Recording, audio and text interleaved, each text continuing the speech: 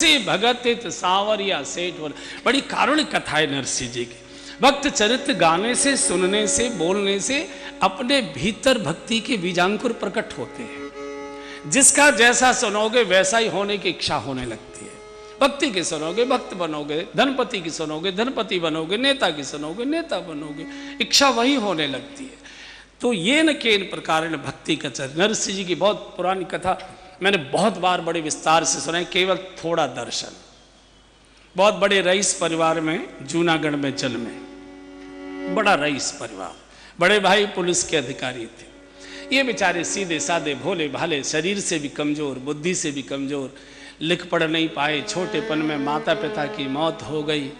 दादी ने जैसे तैसे पालन किया। दादी को भी लगा कि बालक कुछ पढ़ा नहीं लिखा नहीं, कैसे जीवन काटेगा, बाद में कौन इसकी शादी करेगा। तो रईसी के कारण से छोटेपन में नरसिंह जी की शादी दादी ने करा दी। कुछ समय में दादी की मृत्यु हो गई। एक बिटिया हुई, इनको एक बेटा हुआ। बेटी पहली थी, बहुत लाड़ प्यार से पाली, रामा इसका नाम रखा गया। सामूहिक परिवार था। तो रामा की शादी पड़ोस के सिरसागढ़ नाम के एक शहर में मनसामल सेठ, बड़े व्यक्ति थे मेहता, उनके यहाँ उसकी शादी हो गई, चली गई। इधर पत्नी की भी मौत हो गई और क्रूर काल ने बेटे को भी उठा लिया। नरसिंह अकेले रह गए, मन नहीं लगता है। भाई की संपत्ति पर कुदृष्टि आ गई। बंटवारा आधा लेगा, बाई भावों में बांट देगा। बहाना बनाकर धक्का मारकर नरसिंह को घर से बाहर कर, जैसे रावण ने विभीषण को लात मार के निकाला था, बिल्कुल ठोकर मार के भाई ने ऐसे निकाला। नरसिंह कुछ नहीं बोले, माथा टेका देहली को, भैया आप मेरे पिता, भाभी आप मेरी माँ हो, आपने मेरे हित का ही जो सोचा होगा वो किया। और इसके बाद नरसिंह कभी उस देहली की ओर आए नहीं। एक गोपाल जी का टूटा फूटा मंदिर, वहां पहुंच गए। गांव की महिलाएं आती हैं दर्शन करने मंदिर का, तो सबने तय कर लिया सोमवार का तेरे यहाँ से, मंगल का तेरे यहाँ से। ये रोटियां हमने भी खाई हैं इस तिथियों के अनुसार। संग में जब थे, मंगल का हमारे यहाँ, कई बार मंगल का जिसके यहाँ होता था या बुध का होता था, और हम मान लीजिए सोमवार को पहुँच गए तो कहते नहीं भाई साहब हमारे यहाँ तो बुध को है, ऐसा भी होता। तो वो समय बड़ा विचित्र था। घटना घटती है, उधर रामा के भी एक बिटिया पैदा हुई और उसकी भी बेटी शादी के लायक हो गई। शादी तय हो गई, तिथियां निश्चित हो गई। ससुर ने कहा पहली बार हमारे देहली पर कोई मांगलिक कार्य होने जा रहा है, बिटिया की शादी है। हमको मालूम है कि ससुर संपत्ति से बेदखल है, लेकिन रामा हम भात की पत्रिका शगुन के लिए जरूर भेजेंगे। लाए न लाए, आए न आए, ये उसका अपना मन है। कुछ बोली नहीं, पर्दे की प्रथा थी, कुछ बोली नहीं। पंडित जी बुला लिए, पुरोहित जी बैठ गए चौके में, आंगन में, चौक में सब लोग परिवार के बैठे। भात की पत्रिका लिखा है। सेठ जी क्या क्या लिखना है? लिखना क्या था, ऐसा लगा जैसे कुबेर के भंडार की सूची लिखवाई जा रही हो। इतने मन चांदी के, इतने सेट सोने के, इतने हीरे के, इतने लाख बर्तन, इतने मेवा बोरी भर के, इतने मिष्ठान, इतना कपड़े, इतनी बैलों की झूलें, इतना फल के टोकरे। ऐसा लगता था कि कुबेर का भंडार ही खाली कराया जा रहा, खिलखिला रहे। इनको किसी के, देखो बड़े आदमी को बहुत कम चिंता होती है। करुणावान व्यक्ति एक आधा ही कोई होता है, सेठ जी जैसा होता हो, नहीं तो बहुत मुश्किल होता है। इनको ये चिंता नहीं हुई, जिसको अपने भोजन की व्यवस्था नहीं है वो इतना बड़ा भात का पत्र पढ़ेगा, प्राण छोड़ देगा, पढ़ भी नहीं पाएगा। अरे संबंधी का तो अर्थ ही होता है कि जितना हमारा आपसे संबंध है उतने आपका हमसे संबंध है। संबंधी का मतलब ही है, कोई छोटा बड़ा नहीं होता। लेकिन पद का अहंकार और मद का अहंकार बहुत विचित्र होता है। ये पद और मद सगे भाई हैं। पद को मद में बदलना हो, कुछ मत करिए, पाके पेट पर जरा सी बिंदी लगा दीजिए घुंडी अहंकार की, पद ही मद हो जाता है। और धन का मद व्यक्ति को अंधा कर देता है, उसे कोई दुखी दर्दी दिखाई नहीं देता। और पद का मद व्यक्ति को बहरा कर देता है, उसी के कानों को किसी की आवाज पुकार सुनाई नहीं देती। अब कल्पना करो, आंगन खिलखिला रहा है। गरीब नरसिंह की गरीब बेटी रामा किवाड़ की आट में बैठी सिर पीट पीट कर रो रही है, अरे पत्र रोको, अरे पत्र रोको, अरे पत्र रोको, ये मेरे मायके में मत भेजो, मत भेजो। अब इसे मालूम नहीं है कि इसकी माँ भी नहीं रही और भैया भी नहीं। इतना मालूम था किसी के द्वारा कि तुम्हारे पिताजी को अलग कर दिया गया है संपत्ति से, लेकिन माँ की मौत की चिट्ठी आई, ससुराल के लोगों ने बताया नहीं, सुनाया नहीं कि हम अपनी बहू को भिखारी क्या नहीं भेजेंगे। माँ की मौत में भी नहीं आया, उसको मालूम नहीं। 13 वर्ष की आयु का भैया मर गया, खत्म हो गया, मौत हो गई, चिट्ठी आई, बहन को नहीं बताया गया, जाएगी यहाँ से जिद करेगी, नहीं हम नहीं जाने देंगे। आप कल्पना करो क्या अत्याचार की पराकाष्ठा रही होगी।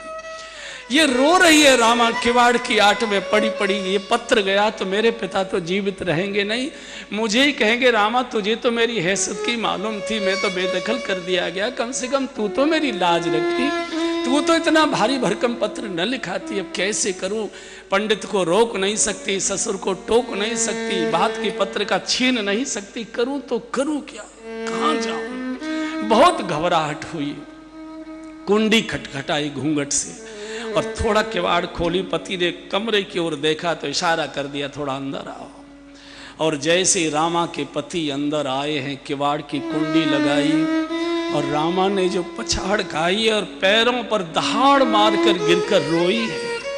इतनी रोई, पति रोने लगे, रामा रो मत, रामा ना घबराओ मत, ये रोने का समय नहीं, ये गाने का नाचने का समय, मुझे बताओ क्यों रोती हो, क्या कष्ट है तुमको, मुझे बोलो ना क्या चाहती हो। और जैसे पति ने कहा कि क्या चाहती हो, रामा ने अपनी साड़ी का सिर से पल्ला उतारा और पति के चरणों पर बिछा दिया, मुझे कुछ नहीं चाहिए, मेरे बूढ़े गरीब बाप के गरीब प्राण भीख में चाहिए और कुछ नहीं चाहिए। और जब तक आप मुझसे बोल नहीं देंगे रामा मैंने तेरे पिता के प्राण तुमको प्रदान कर दिए, मैं तब तक पल्ला उठाऊंगी नहीं, आपको छोड़ूंगी नहीं, मैं ऐसे ही खड़े खड़े रोती रहूंगी, आपके चरणों में पड़ी पड़ी आप खड़े रहोगे। कल्पना करो जिसको रोटी की भी व्यवस्था नहीं है, कैसे गुजारा करते होंगे। इतना भारी भरकम पत्र, अरे मेरा जेवर बेच दो, मेरे ट्रंक खाली कर दो, मुझे कोई सुख सुविधा तुम्हारे यहाँ नहीं चाहिए, मुझे मत बहू मानो, मुझे अपना कोई आदर मत दो, मैं तुम्हारे घर में मेहरी बनकर, बर्तन मलकर, बुहारी लगाकर, जैसे तैसे रूखे सूखे टुकड़ों पर जीवन काट दूंगी, लेकिन ये पत्र वहां मत भेजिए।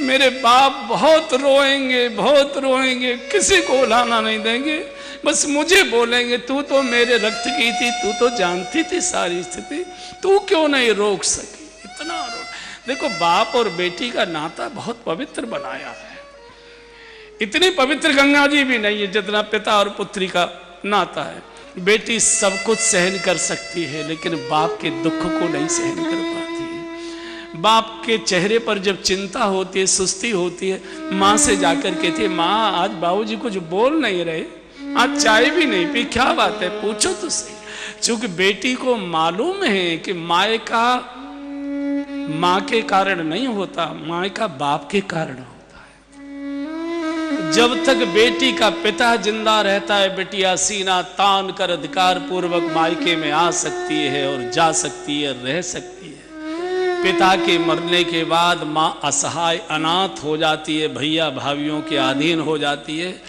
फिर मायका मिलता है बेटियों को भैया भाभी की कृपा से। इसलिए आपने देखा होगा जब पिता की मौत में कोई बेटी अपने मायके में आती है पिता की मृत्यु पर रोने के लिए, गली से रोना शुरू करती है और देहली पर पहले पछाड़ खाकर बहुत देर तक गिरी रहती है, रोती है। अब ये देहली मेरे लिए पराई हो गई, अब मैं अधिकार पूर्वक इस देहली में आ नहीं सकती। बेटी को जिस समय पिता ससुराल के लिए पहली बार डोली में बिठाता है और इतना रोता है बेटी की छाती से लग कर के जैसे मेरी माँ आज जा रही हो, मेरे दुख सुख को पूछने वाली आज जा रही हो। अनाथ हो जाता है पिता, बहुत जिस समय बाप रोता है बराती रोने लगते हैं, गांव के लोग रोने लगते हैं। बेटी और बाप का नाता क्या दिव्य बनाया। जनक जैसे महापुरुष, जनक जैसे योगी जिस समय जानकी जी को विदा किया है एकदम धरती पर फैल गए थे, इतने रोए हैं, इतने रोए हैं। जानकी जी की विदाई का प्रसंग आएगा, आप सुनेंगे कि जनक जी की क्या दशा हुई थी जिस समय हाथ पकड़कर बिटिया को डोली में बिठाया था। दशरथ जी समझाते समझाते रो गए, स्वयं ससुर रो गया, बिटिया का ससुर रो पड़ा। इतना रामा रो रही है, मैं चली जाती हूँ, मैं बात कर आऊंगी, जो लाना लूना होगा मैं बता आऊंगी, आप ये पत्र रोक दीजिए। पति ने कहा कि रामा पत्र तो जाएगा, बाबूजी बहुत जिद में है, मान नहीं रहे।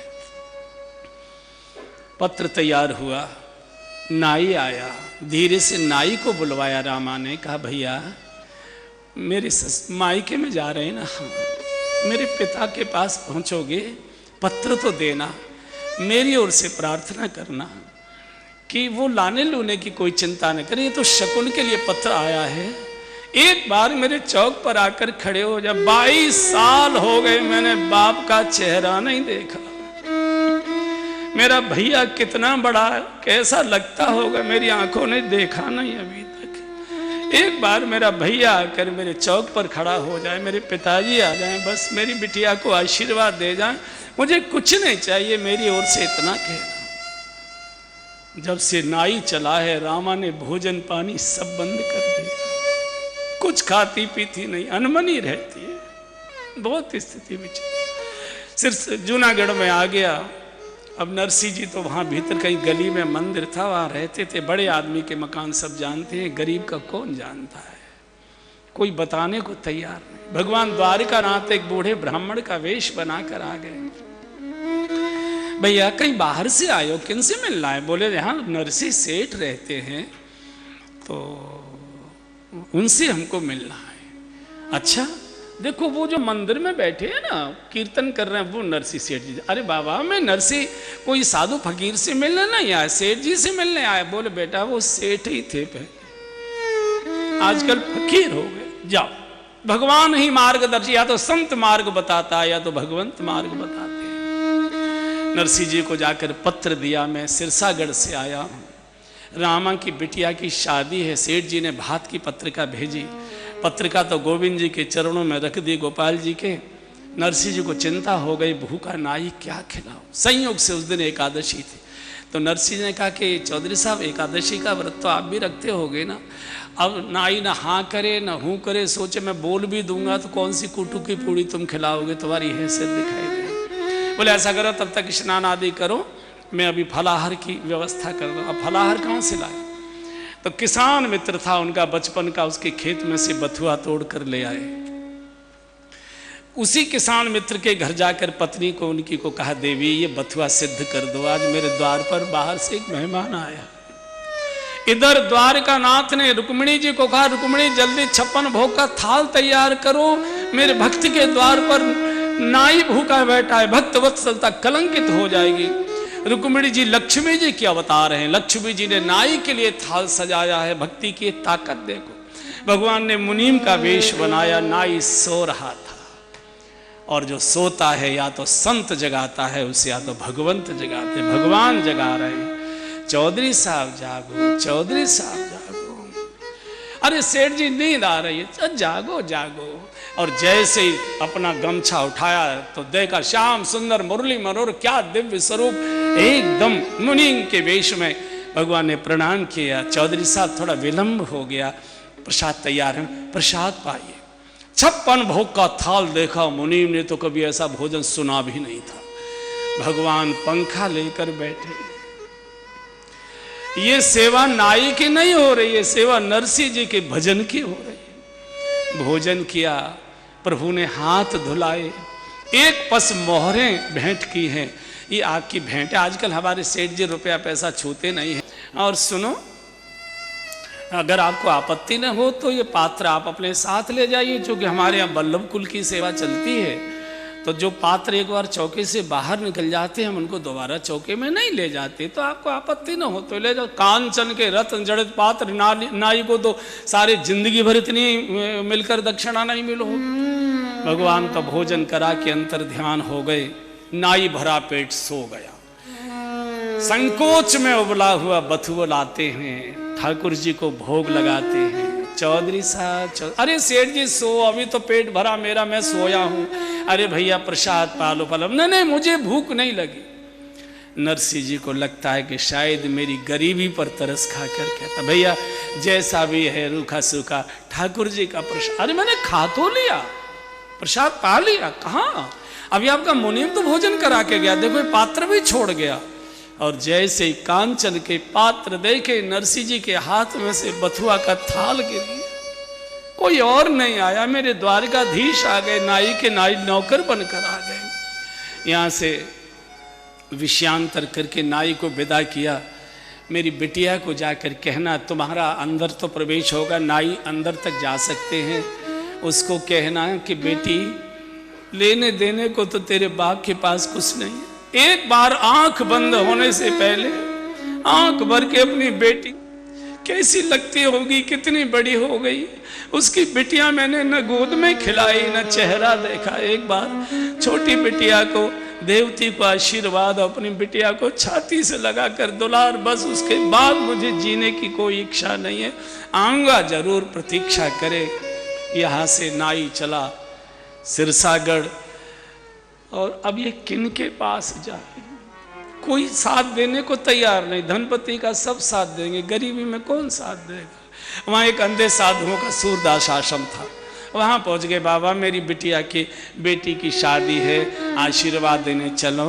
चलो भैया, चले कैसे। उसी किसान मित्र से एक टूटी सी गाड़ी थी, उसकी बूढ़े से बैल मांगे, अंधे बूढ़े 16 साधु बिठाए और जैसे ही गाड़ी जूनागढ़ से सिरसागढ़ के लिए हाँकी और 2-4 कोस निकली होगी, एक खर्रास आया, बैल भी बूढ़े बैठ गए, गाड़ी भी टूट गई, वहीं के वहीं साधु लुढ़क पड़े। भगवान जब परीक्षा लेता है तो बहुत क्रूर होकर परीक्षा लेता है। रास्ते में बहुत रोए नरसिंह, बहुत रोए, हे प्रभु जगत तो अटकाता है, अटके को तो तू ही निकालता है। बेटी रो रो कर प्राण छोड़ देगी गोविंद, अगर आज मैं सिरसागढ़ नहीं पहुंचा 3 हत्याओं का तुमको पाप लगेगा, मेरे प्राण जाएंगे, मेरी बेटी जिंदा नहीं रहेगी, बेटी की बेटी भी सुनते प्राण छोड़ देगी। जगत अटकाता है, गोविंद निकालो इस संकट से। बढ़ई का सा वेश बनाकर भगवान सामने से वसूला लेकर आ गए। बाबा बड़े परेशान, बोले भैया ये परेशानी मेरे दुश्मन पर भी कभी ना आए। साधु मेरे साथ, वो भी अंधे बूढ़े, गाड़ी टूट गई, बेटी क्या जाना है, सायंकाल का समय होगा, कैसे करें। तुम क्या करते हो भैया। बोले मैं भी बढ़ईगिरी का मिस्त्री हूँ, मजदूरी करके गांव जा। अरे बेटा जरा सा खुट खुट कर, तो क्या करना था, भ्रुकुट विलास सृष्ट लय हुई, थोड़ा सा नाटक। हाँ बाबा लो देखो ठीक हो भैया, हाँ बहुत अच्छा हो गया, हमारे बैल थोड़े बूढ़े हैं, बैठ गए, जरा सहारा लगाकर इनको खड़ा करा दो। तो बूढ़े बैलों के कान में भगवान ने ऐसी फूंक मारी कि बूढ़े बैल पूंछ उठाकर खड़े हो गए, एकदम उड़ान भरने की तैयारी।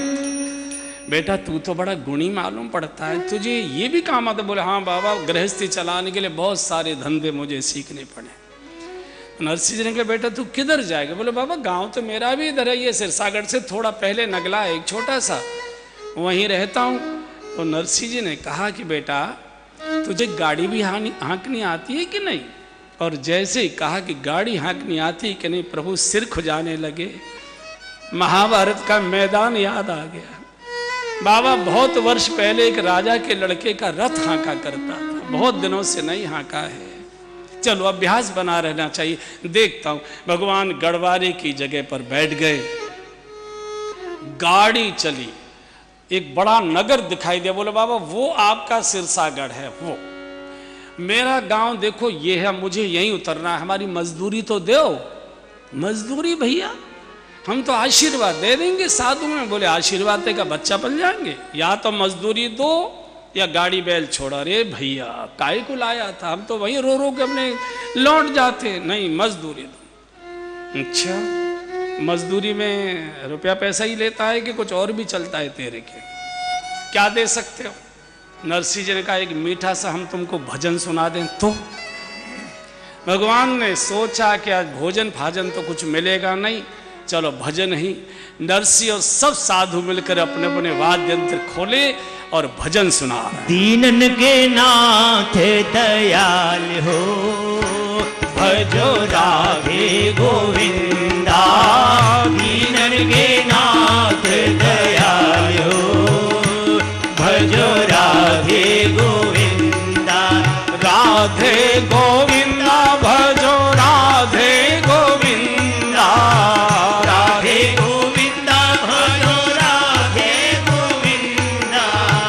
मुरली मनोहर घन श्याम भजो राधे गोविंदा, मुरली मनोहर घन श्याम हो, भजो राधे गोविंदा। राधे गोविंदा भजो राधे गोविंदा, राधे गोविंदा भजो राधे गोविंदा। मेरे तो श्यामा श्याम हो, भजो राधे गोविंदा। मेरे तो श्यामा श्याम हो, भजो राधे गोविंदा। जी नरसी के पालन हार हो, भजो राधे गोविंदा। नरसी के पालन हार हो, भजो राधे गोविंदा। कीर्तन करते करते सिरसागढ़ पहुंच गए, कब पता नहीं लगा।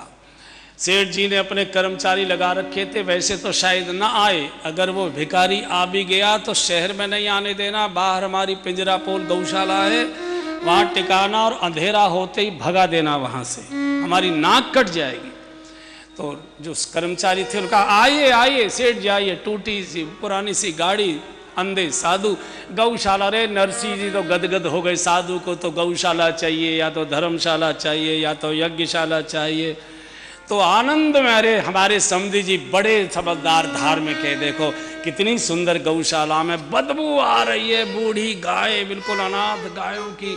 सभी साधुओं ने चौका औका लगा के बैठे, समाचार दे दिया कि 16 अंधे बूढ़े साधु, टूटी सी गाड़ी, बूढ़ा सा बुढ़रा आपका समधी कुछ लेकर नहीं आया, कोई पानी पत्ता की पूछने नहीं आया, कोई भी एक भी कोई बात नहीं पूछ रहा है। जो नाई आया था वो भी बात नहीं कर रहा है। इतनी ससुराल के लोग इतने तैश में आ गए, जो आ रहा है, जितने प्रकार की सासें हो सकती हैं, दादी सास, ताई सास, सांस निकालने वाली जितनी भी सांसें होती हैं, वो सब रामा को जाकर फटकार रही है, नाक कटवा दी, निकल यहाँ से, कलमों ही कहीं की, ऐसा कहीं मुंह दिखाने लायक नहीं। क्या करे, कुछ नहीं कर सकते। चुपचाप चोरी से आई है गौशाला, कभी निकल के आई नहीं थी, बाप को पहचान नहीं पाई। नरसी जी के बाल दाढ़ी बढ़ गए, बूढ़ा शरीर हो गया। तब सेठ थे जब ये बिटिया हुई थी, गोद में खेली थी, शादी के समय तक तो सेठ थे।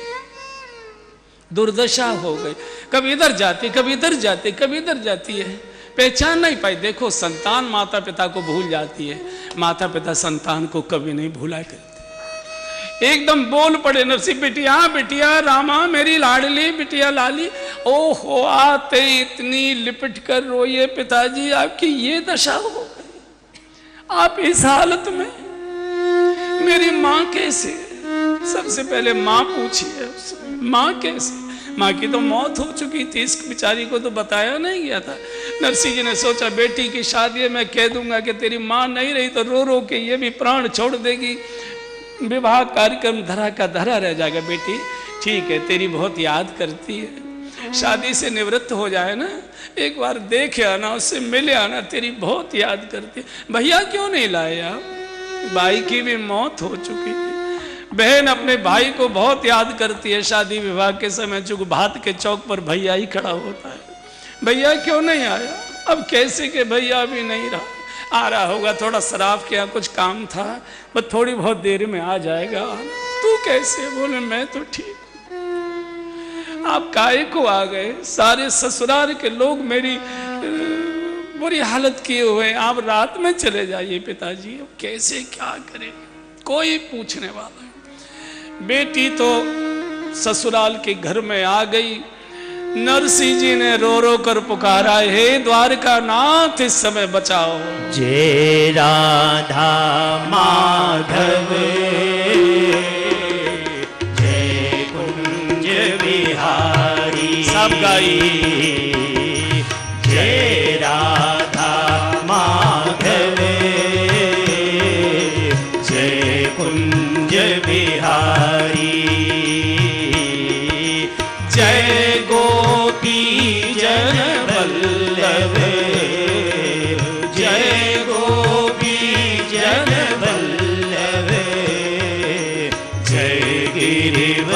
धारी।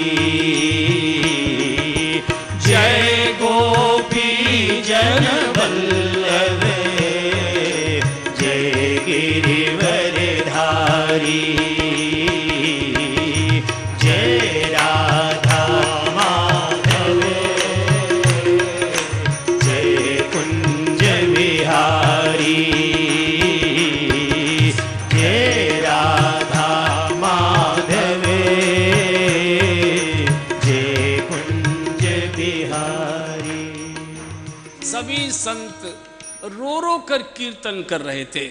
इधर नाई चिल्ला रहा है, कीर्तन गाना बंद करो, रात पड़िए, गा लेना। ये बताओ कितने थाल कितने टोकरा लेकर आऊं, सामान मुझे अकेले कोई ढोकर ले जाना है, इतना सामान लाए हो, इतने बताओ कितने टोकर। देखो मालूम है कुछ भी लेकर नहीं आए, कुछ भी लेकर नहीं आए। तो लेकिन बनी की सब मानते हैं ना।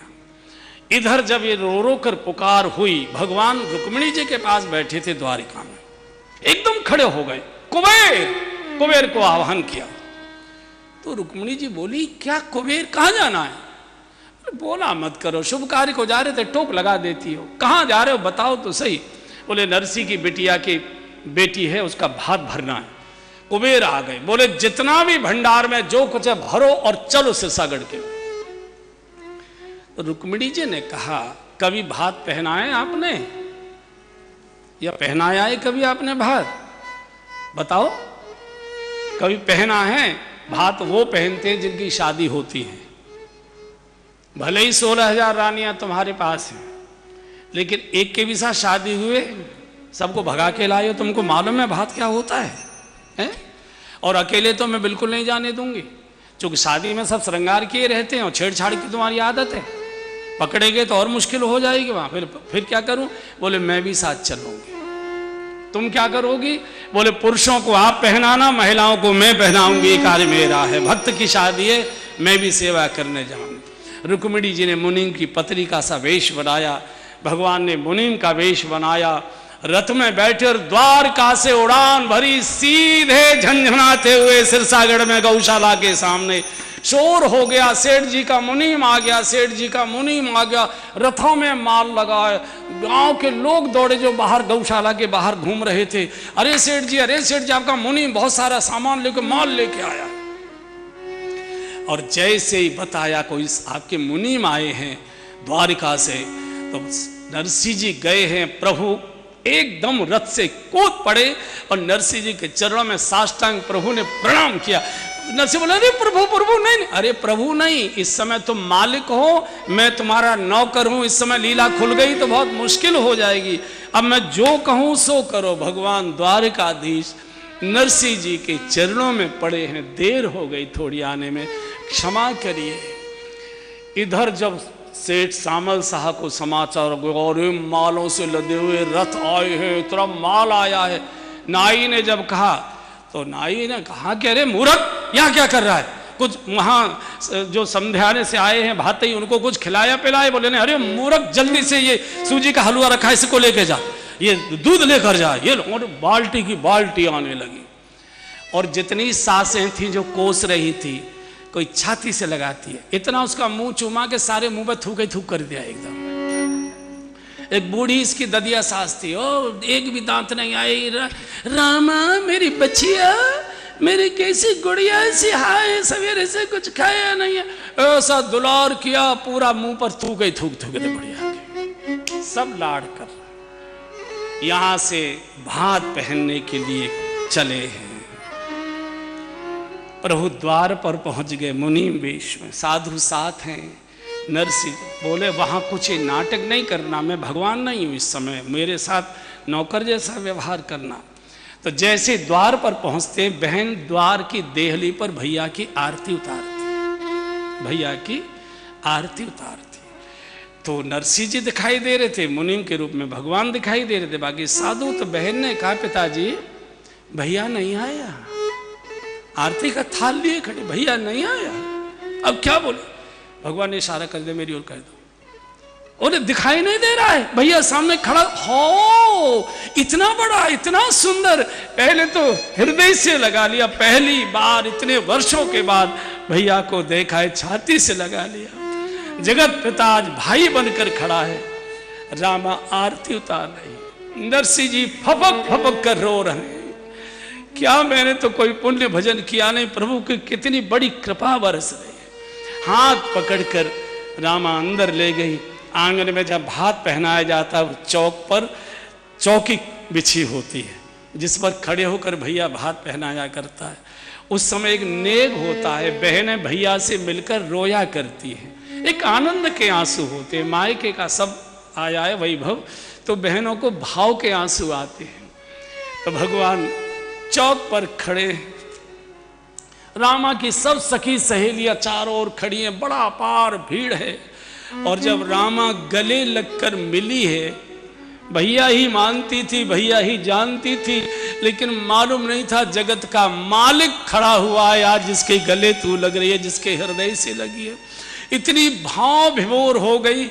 उस समय थोड़ा रोने का शकुन किया जाता है, उस समय के बड़े मंगलमय आंसू माने जाते। बहन थोड़ा सा चौक पर खड़े होकर रोया करती, और रामा ने शकुन करने के लिए रोना शुरू किया, और इतनी हिलकी बंध गई। भगवान पीठ थपथपाते हैं, सिर सहलाते, बहन रो मत, सगुन हो गया, रो मत, बहुत हो गया। जितने लोग खड़े थे उस दृश्य को देखकर ससुराल पक्ष के भी लोग सब हिलकी भर भर कर रोने लगे। जिस समय रामा प्रभु के हृदय से लगकर रो रही है, जब बहुत देर हो गई, अब कैसे आंसू पहुंचे। भगवान पीताम्बर वगैरह सब छुपाए हुए थे, अंगरखा पहने हुए थे, तो भगवान ने जैसे बीच में से, बटनों के बीच में से, और हाथ डालकर अपने पीताम्बर को खींचा और आंसू पहुंचे। बेटा रो मत, बहन रो मत, दीदी रोया नहीं करते, हो गया। और जैसे ही पीताम्बर को देखा, सखियों ने, एक सखी ब्रज की थी, उसने पहचान लिया, और ये तो द्वारकाधीश लगते, श्याम सुंदर मुरली मरो पीताम्बरधारी। धीरे से रामा के कान में कहा, पगली ये तेरा भैया नहीं है, जगत का बाप है, इसका दर्शन कर ले। बहुत सुंदर हमारे मैनपुरी के एक बहुत अच्छा भात गाते हैं आधार चैतन्य, उन्होंने बहुत अच्छा गाया, गा लो एक बार। हरि रामारी आज कन्हैया घर में आई गए, बहना रामारी आज कन्हैया घर में आए गए। इनसे मुरली ने गले बजवाई मेरी बहनारी आज कन्हैया घर में आए गए हैं। इनसे मुरली ने गलियो बजवाई मेरी बहनारी आज कन्हैया घर में आए गए हैं। इनके कानों में कुंडल सोही रहे, इनके कानों में कुंडल सोही रहे, और गल में झंकी माल मेरी बहनारी आज कन्हैया घर में आए गए हैं। और गल में झंकी माल मेरी बहनारी आज कन्हैया घर में आए गए हैं। इनसे मुरली ने गलियो बजवाई मेरी बहनारी आज कन्हैया घर में आए गए हैं। इनको माखन मिश्री खवाए दियो, इनको माखन मिश्री खवाए दियो, अरे इनको माखन मिश्री खवाए दियो, इनको माखन मिश्री खवाए दियो। और सेवा करियो हजार मेरी बहनारी आज कन्हैया घर में आए गए हैं। और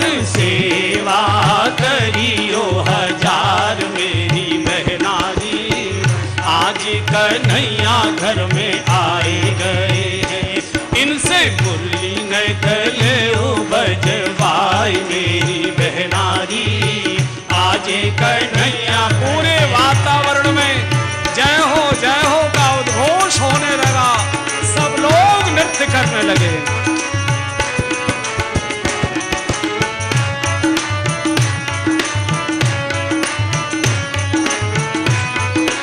हरे हरे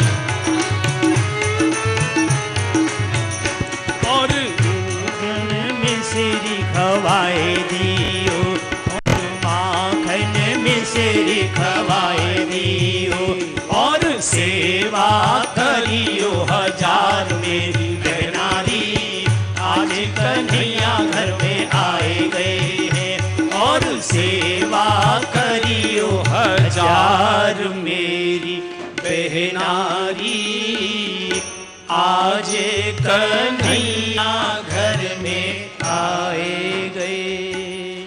जब खुचपुच प्रभु के कानों में आई, ये तो श्याम सुंदर मुरली मनोहर द्वारिकाधीश है, एकदम भगवान ने कहा ये तो बात अगर खुल गई तो मुश्किल हो जाएगी। कहा सेठ जी बहुत देर हो गई, हमको लौट कर भी जाना है, शहर बहुत दूर है हमारा और रास्ते भी ठीक नहीं है। अब आप भात की पत्रिका लाइए, पत्रिका लाइए। नरसिंह जी के पास भी कॉपी थी, तो नरसिंह जी निकालने लगे तो भगवान का नहीं, सेठ जी आपके पास वो चिट्ठी तो होगी ना भात की जो लिख कर भेजी थी, उसकी कॉपी। बोले हाँ। सेठ जी की हालत खराब हो रही है सामानों का लदान देखकर, बुरी हालत हो, धरती नहीं फट रही है तो समा जाते हो। कब कपाते वो चिट्ठी लेकर आए, लीजिए प्रभु। बोले नहीं हम पढ़े लिखे नहीं है, हमारी भाषा दूसरी है, आप सुनाइए। हम गुजराती हैं ना तो थोड़ी दूसरी भाषा है हमारी, आप बोलिए। भगवान चाहते हैं बोल बोल कर तू मांग भिखारी से, आज तेरे अहंकार को आज नीचे उतारना है। वो जो मांगते हैं उससे दूना दिलवाते हैं भगवान, जो बोलते हैं उससे दूना रखवाते हैं भगवान। एक बोरी बादाम बोले 4 बोरी रखो, ऐसे पूरा ढेर लग गया, सामान रखा नहीं जा रहा है, आंगन भर गया, छज्जे भर गए, कमरे भर गए, लोगों को खड़े होने की मुश्किल पड़ गई, जय जयकार हो रही है, पूरा का पूरा सिरसागर उमड़ा है आज इस दृश्य को देखने के लिए। ऐसा अलौकिक भात न सुना, न देखा, न पहना, न पहन पाएंगे। सेठ जी को भी उन्होंने बहुत महंगे शॉल उड़ाए प्रभु ने, समधी जी को, इनको नरसिंह जी को दिया। सेठ जी समधी जी का स्वागत करो। सिर झुका गया, सिर झुका, कुछ नहीं कर पाए, सीधे प्रभु के चरणों में गिर पड़े सेठ जी। तो कहा नहीं नहीं नहीं, मैं मुनि हूं, मैं इस लायक नहीं हूं, अगर प्रणाम करना है तो हमारे सेठ जी को करो, आप यहां करो। कंधा पकड़ कर उठाया और सारे के सारे अहंकार को नरसिंह जी के चरणों में समर्पित कर दिया। और जिस समय जब सब भात पहन लेते हैं तब भैया अंत में बहन को दुपट्टा उड़ाता है, मणियों से जड़ा हुआ रेशमी पीत वस्त्र का पीतांबर, बहुत सुंदर अलौकिक, जैसे बिल्कुल इंद्र के यहां से आया हो। जिस समय भगवान ने अंत में कहा बहन सबको हो गया, कोई बचा तो नहीं है? बोले नहीं भैया सबको हो गया, सब तृप्त हो गए, अब आओ बहन। और जिस समय भगवान ने कहा कि आओ बहन, एकदम नरसिंह जी तो मूर्छित होकर गिर पड़े। भगवान ने पीतांबर को खोला है और बहन को ऐसा सजाया है, सब लोग की आंखों से भाव के आंसू, आकाश के देवता इस दृश्य को देखकर पुष्पों की वर्षा करने लगे। इतना अलौकिक दृश्य। सेठ जी अब कोई बचा तो नहीं है? बोले नहीं, सब हो गया। नहीं, कोई रह गए होंगे, खेत क्यार में मजदूरी कर रहे होंगे, काम कर रहे होंगे। भगवान ने मोहरों की वर्षा की। सेठ जी लेट गए, ससुर साहब लेट गए।